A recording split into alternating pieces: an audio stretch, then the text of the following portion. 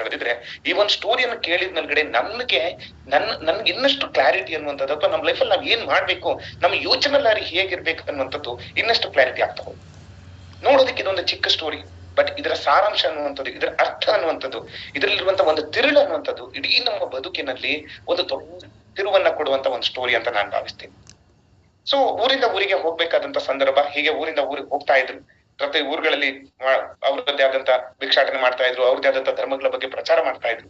ಹೀಗೆ ಒಂದು ಊರಿಂದ ಇನ್ನೊಂದು ಊರಿಗೆ ಹೋಗ್ಬೇಕಾದಾಗ, ಒಂದು ಊರಿಂದ ಇನ್ನೊಂದು ಊರಿಗೆ ಹೋಗ್ಬೇಕಾದಾಗ ಆ ಕಾಲದಲ್ಲಿ ಜಗತ್ತಿನಾದ್ಯಂತ ದಟ್ಟಾರಣ್ಯಗಳು, ಕಾನನಗಳು, ಕಾಡು ಮೇಡುಗಳು, ಇದೇ ತರ ಒಂದು ಊರಿಂದ ಇನ್ನೊಂದು ಊರಿಗೆ ಹೋಗ್ಬೇಕಾದಾಗ ಒಂದು ದೊಡ್ಡ ಕಾಡನ್ನ ಹಾದು ಪಕ್ಕದ ಊರಿಗೆ ಹೋಗ್ಬೇಕಿತ್ತು. ಕಾಡಿನ ಮಾರ್ಗದಲ್ಲಿ ನಡ್ಕೊಂಡು ಹೋಗ್ತಾ ಇದ್ರು. ಹಿಂದ್ಗಡೆ ಸಸ್ಯಗಳನ್ನ ಇತ್ತು, ಮುಂದೆ ಗುರುಗಳು ಹೋಗ್ತಾ ಇದ್ರು. ಸೊ ಮುಂದೆ ಹೋಗ್ತಾ ಇರ್ಬೇಕಾದಾಗ ಅಂತ ಒಂದು ದಟ್ಟಾರಣ್ಯದಲ್ಲಿ ಯಾರೋ ಒಂದಿಷ್ಟು ಜನ ಮಾತಾಡುವಂತ ಸೌಂಡ್ ಕೇಳೋದು. ಇವ್ರಿಗೆ ಆಶ್ಚರ್ಯ ಆಗ್ಬಿಡುತ್ತೆ. ಇಷ್ಟು ಒಂದು ದಟ್ಟಾರಣ್ಯದಲ್ಲಿ ಯಾರಪ್ಪ ಇಲ್ಲಿ ಯಾರಾದ್ರೂ ಪಾದಚಾರಿಗಳಿದಾರ, ಯಾರೋ ಒಂದು ಮಾತಾಡ್ತಿದಾರ ಅಂತ ಹೇಳ್ಬಿಟ್ಟು ಸುತ್ತಮುತ್ತ ನೋಡ್ತಾರೆ. ಯಾರು ಮಾತಾಡ್ತದ ಕಾಣಿಸ್ತಾರಲ್ಲ. ಸೌಂಡ್ ನೋಡಿದ್ರೆ ಮೇಲ್ಗಡೆಯಿಂದ ಬರ್ತಾರೆ.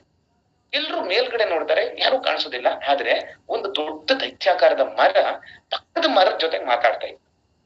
ಏನ್ ಮಾತಾಡ್ತಾ ಇತ್ತು ಅಂತ ಹೇಳಿದ್ರೆ ಅದು ತನ್ನ ಜೀವನದ ಬಗ್ಗೆ ಮಾತಾಡ್ತಾ ಇತ್ತು.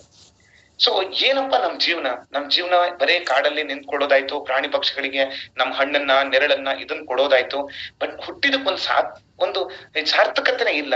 ಒಂದ್ ದೊಡ್ಡ ಮರ ಪಕ್ಕದ ಮರದ ಹತ್ರ ಮಾತಾಡ್ತಿತ್ತಂತೆ, ನಾನು ಒಂದಿನ ಒಂದು ರಾಜ್ಯವನ್ನ ಆಳೋ ರೀತಿಯಲ್ಲಿ ಬದುಕಿದ್ರೆ ನಮ್ ಬದುಕಿಗೆ ಎಷ್ಟು ಸಾರ್ಥಕತೆ ಇರ್ತಿತ್ತಲ್ವಾ ಅಂತ ಹೇಳ್ಬಿಟ್ಟು ಪಕ್ಕದ ಮರದ ಹತ್ರ ಮಾತಾಡ್ತಿತ್ತಂತೆ. ಪಕ್ಕದ ಮರ ಜೋರಾಗಿ ನಗಡಕ್ ಶುರು ಮಾಡ್ತಂತೆ ಅಕ್ಕಪಕ್ಕ ಇರುವಂತ ಮರಗಳು. ಯಾಕಂತ ಹೇಳಿದ್ರೆ ಅದು ಕೂಡ ನಮ್ ತರನೇ ಇರುವಂತ ಸಾಮಾನ್ಯ ಮರ ಆಗಿರ್ಬೇಕು. ಆ ಮರ ಹೇಳ್ತಂತೆ, ಅಲ್ಲಪ್ಪ ವೆರಿ ಗುಡ್, ನೀನ್ ಮಾತಾಡ್ತಿರ್ತೀಯ, ಯಾವಾಗ್ಲೂ ಕೇಳಿಸ್ಕೊಳ್ತಿರ್ತೀಯ, ನಮ್ಗೆಲ್ಲ ಬಹಳ ಖುಷಿ ನಿನ್ ಮಾತುಗಳನ್ನ ಕೇಳೋದು. ನಿನ್ ಕನ್ಸುಗಳ ಬಗ್ಗೆ ಮಾತಾಡ್ತಿದ್ಯಾ, ಗುಡ್. ಆದ್ರೆ ಈಗ ನೀನೇನೋ ಕನ್ಸು ಕಾಣ್ತಾ ಇದೆಯಲ್ವಾ, ಇದು ಒಂಥರ ಹುಚ್ಚು ಕನ್ಸು.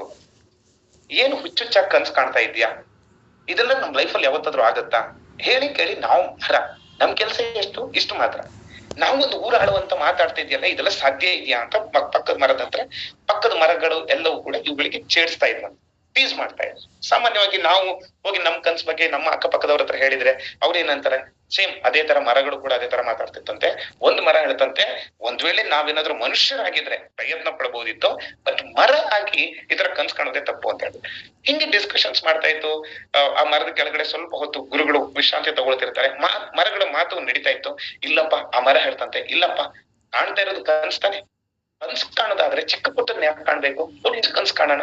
ಪಡ್ಕೊಳ್ಳುವಂಥದ್ದು ಏನಿದೆ, ಕನ್ಸ್ ಕಾಣೋದ್ರಲ್ಲಿ ಖುಷಿ ಸಿಗತ್ತೆ, ಮಾತಾಡೋದ್ರಲ್ಲಿ ಒಂಥರ ಎನರ್ಜಿ ಸಿಗತ್ತೆ, ನನಗಿಂತ ಕನ್ಸ್ ಕಾಣೋದ್ರಲ್ಲಿ ಇಷ್ಟ ಅಂತ ಹೇಳ್ಬಿಟ್ಟು ಅದು ಮಾತನ್ನ ಮುಂದುವರಿಸ್ತಾ ಇತ್ತು. ಗುರುಗಳ ಕೆಳಗಡೆ ಕೂತ್ಕೊಂಡು ವಿಶ್ರಾಂತಿ ತಗೊಳ್ತಾ ಇದ್ರು. ಸ್ವಲ್ಪ ಹೊತ್ತಾದ್ಮೇಲ್ಗಡೆ ಗುರುಗಳು ಯಾವುದೋ ಒಂದು ಮನಸ್ಸಿಂದ ತಥಾತ್ಸು ಅಂತ ಹೇಳ್ಬಿಟ್ಟು ಹೋದ್ರು. ತಥಾತ್ಸು ಅಂತ ಹೇಳಿದ್ರು. ಇಲ್ಲಪ್ಪ, ಆ ಮರ ಮತ್ತೆ ಹೇಳ್ದೆ, ಇಲ್ಲಪ್ಪ, ಆದ್ರೂ ಒಂದು ರಾಜನಾಗ್ಬೇಕು, ಆ ತರ ಕನ್ಸ್ ಕಾಣ್ತೀನಿ, ನಾನೊಂದು ರಾಜ ಆಗ್ಬೇಕು ಅಂತ. ತಕ್ಷಣ ಗುರುಗಳು ಏನ್ ಹೇಳಿದ್ರು, ತಥಾತ್ಸು ಅಂತ ಹೇಳಿದ್ರು. ಸೊ ಶಿಷ್ಯಂದ್ರಿಗೆ ಈಗ ಅಕ್ಕಪಕ್ಕದ ಮರಗಳು ಮಾತಾಡ್ತಾ ಇದ್ವು, ನಗಾಡ್ತಾ ಇದ್ವು. ಈಗ ಶಾಕ್ ಆಗ್ಬೇಕಾದಂತ ಸರದಿ ಯಾರ್ದು ಅಂತ ಹೇಳಿದ್ರೆ ಗುರುಗಳ ಜೊತೆ ಬಂದಿರುವಂತ ಶಿಷ್ಯಂದ್ರು ಸ್ವಲ್ಪ ಶಾಕ್ ಆಗ್ಬಿಟ್ಟು, ನಮ್ ಗುರುಗಳಿಗೆ ಏನಾದ್ರು ಹುಚ್ಚಿಡ್ತಿದ್ಯಾ? ಒಂದು ಮರ ಏನೋ ಮಾತಾಡ್ತಾ ಇದೆ, ಆ ಮರ ಮಾತಾಡೋದಕ್ಕೆ ಇವ್ರು ತಥಾತ್ಸು ಅಂತ ಹೇಳ್ತಾರಲ್ವಾ, ಇವ್ರಿಗೆ ಏನಾದ್ರು ಹುಚ್ಚಿಡ್ತಿದ್ಯಾ ಅಥವಾ ಇದ್ರ ಹಿಂದ್ಗಡೆ ಏನಾದ್ರು ಸೀಕ್ರೆಟ್ ಇರ್ಬೇಕು? ಯಾಕಂದ್ರೆ ಗುರುಗಳು ಸುಮ್ನೆ ತಥಾತ್ಸು ಅಂತ ಹೇಳೋದಿಲ್ಲ, ಇದ್ರ ಹಿಂದ್ಗಡೆ ಏನೋ ಇರ್ಬೇಕು ಅಂತ ಹೇಳ್ಬಿಟ್ಟು ಯಾರೋ ಒಬ್ಬ ಧೈರ್ಯ ಮಾಡಿ ಗುರುಗಳ ಹತ್ರ ಕೇಳಿದಂತೆ, ಗುರುಗಳೇ ಏನ್ ಕತೆ ನಿಮ್ದು? ಸೊ ಒಂದು ಮರ ಮಾತಾಡ್ತಾ ಇದೆ, ನೀವು ಅದಕ್ಕೂ ತಥಾತ್ಸು ಅಂತ ಹೇಳಿದ್ರಲ್ವಾ, ಏನಿದ್ರ ಅರ್ಥ ಆಗಿಲ್ಲ ನಮ್ಗೆ. ಗುರುಗಳು ಆಲ್ವೇಸ್ ಕೆಲವೊಂದನ್ನ ಬಿಡಿಸಿ ಹೇಳೋದಿಲ್ಲ. ಕಾಲಾಯ ತಸ್ಮೈ ನಮಃ ಅಂತ ಅನ್ಕೊಂಡು ಗುರುಗಳು ತಮ್ಮ ಪಾಡಿಗೆ ಹೋದ್ರಂತೆ. ಶಿಷ್ಯ ಪೆಚ್ಚ ಮುಖದಿಂದ ಹಿಂದ್ಗಡೆ ಬಂದ್ರು, ಅವ್ರನ್ನ ಫಾಲೋ ಮಾಡ್ಕೊಂಡು ಹೋದ್ರು. ಸೊ ಇಲ್ಲಿ ಘಟನೆ ಮುಗಿಯುತ್ತೆ. ಅವರು ಆ ಕಾಡನ್ನ ದಾಟಿ ಊರಿಗೆ ಹೋಗ್ತಾರೆ, ಭಿಕ್ಷಾಟನೆ ಮಾಡ್ಕೊಂತಾರೆ, ಮುಂದ್ ಹೋಗುತ್ತೆ. ಆ ಮರ, ಆ ಕಾಡು ಇದ್ದಿದ್ದು ಎಲ್ಲಿ ಅಂತ ಹೇಳಿದ್ರೆ ಅಯೋಧ್ಯದ ಅಕ್ಕಪಕ್ಕದಲ್ಲಿ. ಸುಮಾರು ವರ್ಷಗಳ ತರುವಾಯ ಏನಾಗುತ್ತೆ ಅಂತ ಹೇಳಿದ್ರೆ ಆ ಕಾಡಲ್ಲಿ ಒಂದು ದೊಡ್ಡ ಬಿರುಗಾಳಿ ಬರುತ್ತೆ, ಆ ಮರ ಉರುಳಿ ಬೀಳುತ್ತೆ. ಇದೇ ಸಂದರ್ಭದಲ್ಲಿ ಅಯೋಧ್ಯದಲ್ಲಿ ರಾಜಕೀಯ ವಿಪ್ಲವಗಳು ನಡೆಯುತ್ತೆ. ದಶರಥ ಮಹಾರಾಜರ ಒಂದು ಪಟ್ಟಾಭಿಷೇಕವನ್ನ ಶ್ರೀರಾಮಚಂದ್ರ ದೇವರಿಗೆ ಮಾಡ್ಬೇಕು ಅಂತ ಅನ್ಕೊಳ್ತಾರೆ. ಆ ಸಂದರ್ಭದಲ್ಲಿ ನಡೆದಂತ ಒಂದು ಘಟನೆ, ಶ್ರೀರಾಮಚಂದ್ರರು ಕಾಡಿಗೆ ವನವಾಸಕ್ಕೆ ಹೊಡ್ಬೇಕಾದಂತ ಪರಿಸ್ಥಿತಿ ಬರುತ್ತೆ. ತಮ್ಮ ಭರತರಿಗೆ ಪಟ್ಟಾಭಿಷೇಕ ಮಾಡಬೇಕು ಅನ್ನುವಂತ ಒಂದು ಆಜ್ಞೆ ಬರುತ್ತೆ. ಆದ್ರೆ ಭರತ ಅಣ್ಣನಿಲ್ದಿರುವಂತ ರಾಜ್ಯವನ್ನ ನಾನ್ ಆಳೋದಿಲ್ಲ ಅಂತ ಹೇಳ್ಬಿಟ್ಟು ಅಣ್ಣನ ಪಾದುಕೆಯನ್ನ ಸಿಂಹಾಸನದ ಮೇಲೆ ಇಟ್ಟು ನಾನ್ ರಾಜ್ಯಭಾರ ಮಾಡ್ತೀನಿ ಅಂತ ಹೇಳ್ಬಿಟ್ಟು ಶಪಥ ಮಾಡ್ತಾರೆ. ಫ್ರೆಂಡ್ಸ್, ಅಣ್ಣನ ಪಾದುಕೆಯನ್ನ ಅಂದ್ರೆ ಶ್ರೀರಾಮಚಂದ್ರ ದೇವರ ಪಾದುಕೆಯನ್ನ ಮಾಡಿರುವಂತದ್ದು ಯಾವ್ದ್ರಿಂದ ಅಂತ ಹೇಳಿದ್ರೆ ಆ ಕಾಡಲ್ಲಿ ಬಿದ್ದಂತ ಮರದಿಂದ ತಯಾರು ಮಾಡಿರುವಂತ ಪಾದುಕೆಯನ್ನ ಭರತ ಹೋಗಿ ಆ ಪಾದುಕೆಯನ್ನ ಸಿಂಹಾಸನದ ಮೇಲೆ ಇಟ್ಟು ಅದನ್ನ ಪೂಜೆ ಮಾಡ್ಬಿಟ್ಟು ಅಲ್ಲಿ ರೂಲ್ ಮಾಡ್ತಾರೆ. ಆ ಪಾದುಕೆ ಅನ್ನುವಂಥದ್ದು ರಾಜ್ಯವನ್ನ ಆಳಕ್ ಶುರು ಮಾಡತ್ತೆ. ಸೊ ಒಂದು ಮರದ ಕನಸು ನನ್ಸಾಗತ್ತೆ. ಹಿಂದೆ ಮುಂದೆ ಏನು ಘಟನೆಗಳು ನಡೀತೋ ಇಲ್ವೋ ಗೊತ್ತಿಲ್ಲ, ಆದ್ರೆ ಆ ಕನಸು ಅನ್ನುವಂಥದ್ದು ನನ್ಸಾಗತ್ತೆ. ಮರ ಎಷ್ಟೋ ವರ್ಷಗಳ ಕಾಲ ಅಯೋಧ್ಯೆಯನ್ನ ಆಳತ್ತೆ. ಈ ಸ್ಟೋರಿ ಇಲ್ಲಿಗೆ ಮುಗೀತಾ? ಇಲ್ಲ. ಇದಾಗಿ ಸುಮಾರು ವರ್ಷಗಳ ನಂತರ ಮತ್ತೆ ಆ ಊರಿಗೆ ಗುರುಗಳು ತಮ್ಮ ಶಿಷ್ಯಂದ್ರ ಜೊತೆಗೆ ಬರ್ತಾರೆ. ಬಂದು ಆ ಸಿಂಹಾಸನ ಮೇಲ್ಗಡೆ ಇಟ್ಟಿರುವಂತ ಪಾದುಕೆಯನ್ನ ನೋಡ್ಬಿಟ್ಟು, ಗುರುಗಳಿಗೆ ಗೊತ್ತಿತ್ತು ಇದೊಂದು ದಿವ್ಯ ಜ್ಞಾನ ಇತ್ತು ಅವರಿಗೆ, ಮುಂದೆ ಹಿಂಗ ಆಗ್ಬಹುದು ಅನ್ನುವಂಥದ್ದು. ಸೊ ಗುರುಗಳು ತಮ್ಮ ಶಿಷ್ಯಂದ್ರಿಗೆ ಕೇಳಿದ್ರಂತೆ, ಏನಾದ್ರೂ ಈ ಪಾದುಕೆಯನ್ನು ನೋಡಿದಾಗ ಏನಾದ್ರೂ ನಿಮ್ಗೆ ಏನಾದ್ರೂ ನೆನಪಿಗೆ ಬರ್ತಾ ಇದೆಯಾ ಅಂತ.